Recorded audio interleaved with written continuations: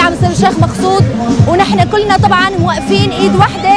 وصوت واحد لحتى نقاتل، لحتى نعمل اللي علينا، ولحتى نساوي كل شيء بصوت الشباب وبصوت المرأة الشابة. رح نوصل صوتنا ورح نقدر نعمل اللي علينا واكثر، ورح نضل عم نحتاج، ورح نضل نطلع مظاهرات، ورح نضل نحكي عن الظلم وعن القتل اللي عم يصير، وما بنقبل اطفالنا، اولادنا، نسائنا عم يتشردوا بهالوضع وبهذا كله. نحن دائما صوتنا رح يضل موجود، رح نضل واقفين بوجه العدو، رح نضل عم نحكي، ورح نضل عم نقاوم. ونظمنا هذا البيان ورح ننظم بكره بيان ثاني، ورح نطلع مسيرات، ورح نحتاج بكل ما فينا من قوه، بروح الشباب وبروح المراه الشابه عم نحكي، ورح نضل نحكي باسم القائد وفكر القائد وفلسفه القائد وباسم حريه القائد، رح نضلنا موجودين.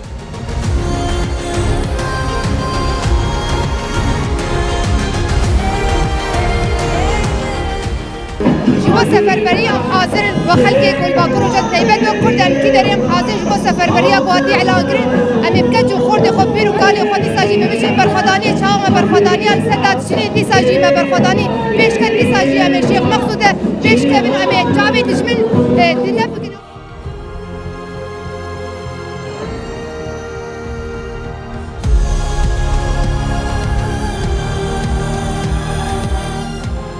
جبو سفربریا گوتی کرن ام بانگا همو گلید کن جن بیر